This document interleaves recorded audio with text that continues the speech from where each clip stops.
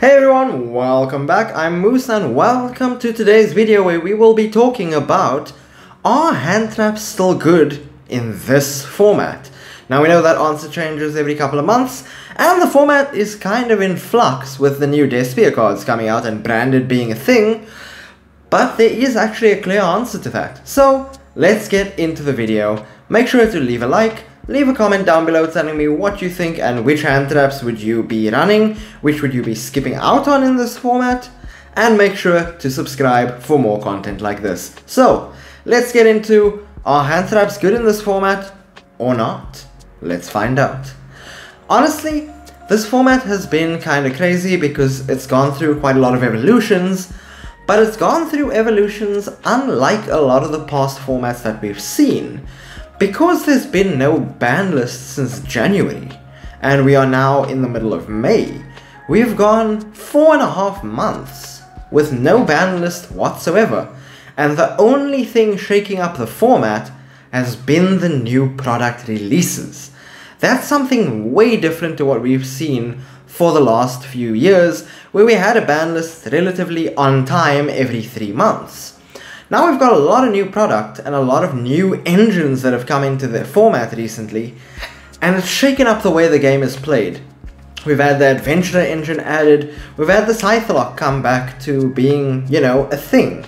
We've had Branded now become a thing. So the question remains, are hand traps still good to play? And what does this mean for deck building? And the answer to that is, yeah! Hand traps are amazing to play at the moment. If you're not running hand traps, you are kind of screwing yourself, let's be honest. Let's just put it out there. You're kind of screwing yourself. But there are two main reasons why hand traps are so good in this format and which ones you should be playing.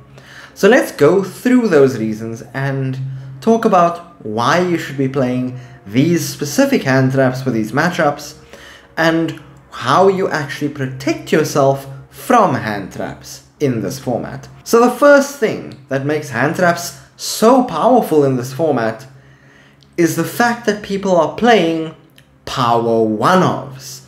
Things like Fateful Adventure, Dracoback, Wandering Griffin Rider. Those are power one-offs, right? In the Adventure engine. Scythe itself is a power one-off. Now, that means that unlike most formats where you're usually maxing out on a lot of cards, those one-offs do so much for your game state that interrupting them is actually really powerful.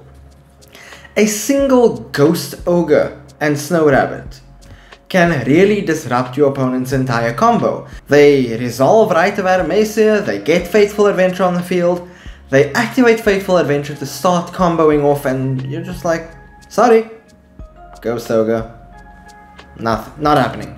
You're not going to be able to get the full advantage of Fateful Adventure and its search abilities, and you are still locked under Rite of Artemisia. Why that's important we'll come to in a second, but let's talk about the power one-offs a little bit. Things like Artifact Scythe, right, are one-off cards your opponent is typically using to blow you out. Things like locking you out of the extra deck. So if you manage to deal with the card, either through Cosmic Cycloning or Twin Twisting off the Dragon Buster, getting rid of the Artifact Scythe, imperming the Scythe, something like that, negating its effect, DD Crowing the Scythe, you lock your opponent out of the possibility of either furthering their own plays with something like Fateful Adventure, or from locking you out of yours with something like Scythe or Dragon Buster. And that's really important, to be able to use one card, like a Ghost Ogre, to either disrupt your opponent's entire play, or something like a DD Crow to make sure that you still have access to your whole extra deck. That's really, really powerful. So playing hand traps right now is very helpful.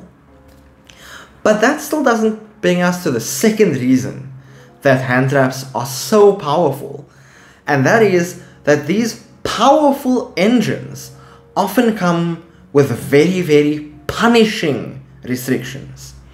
Take Rite of Artemisia for example, right? Already the adventure engine says you can't activate the effect of normal summoned monsters on the field when you play it.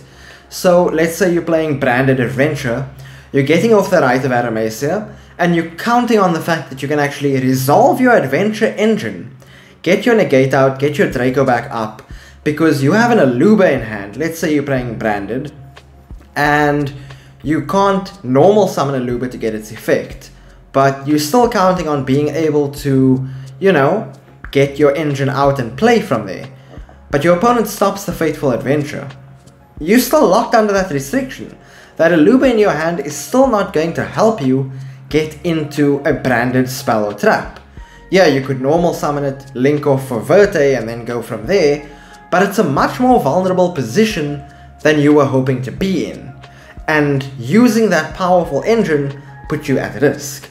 Things like Branded Fusion. Right? It's an immensely powerful card that can let you combo off amazingly. But it loses to a single Ash Blossom. That's it. You're done. Because, let's say you activate Branded Fusion.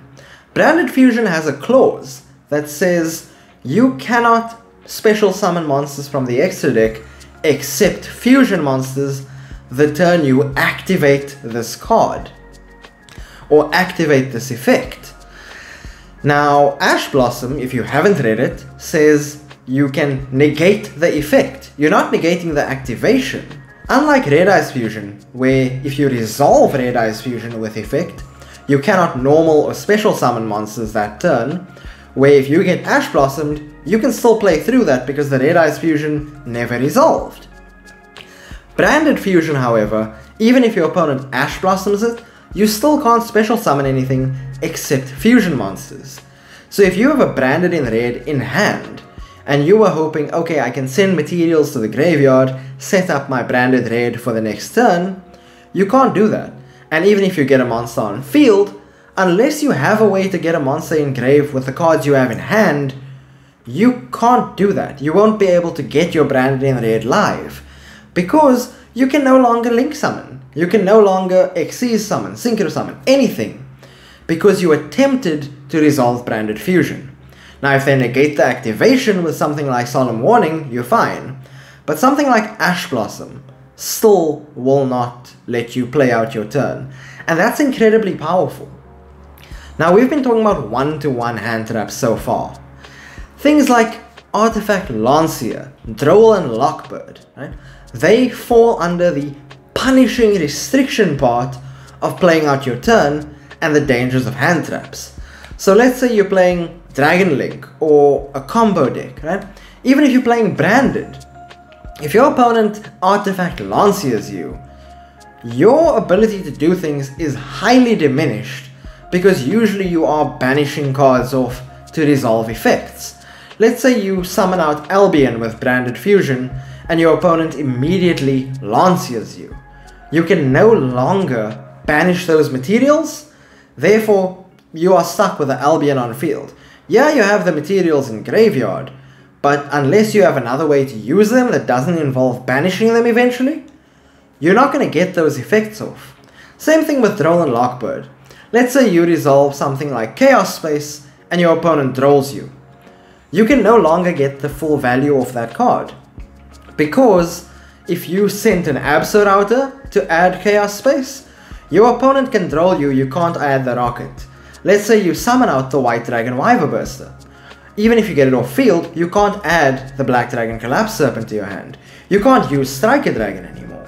Well, you can use it, but you won't get its effect to add Boot Sector, which is kind of a problem.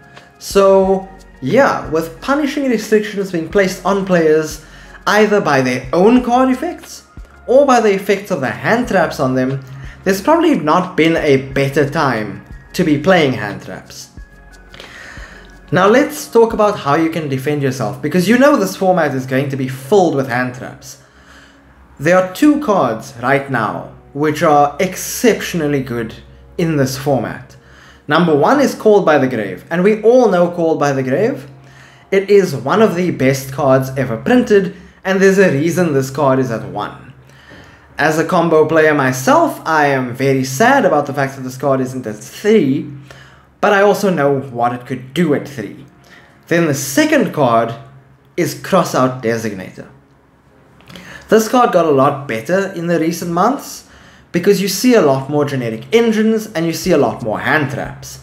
And the benefit of that is the chances that you'll be playing at least some of the same cards as your opponent and at least some of the same disruption as your opponent are a lot higher, which means Crossout Designator suddenly becomes live a lot more of the time.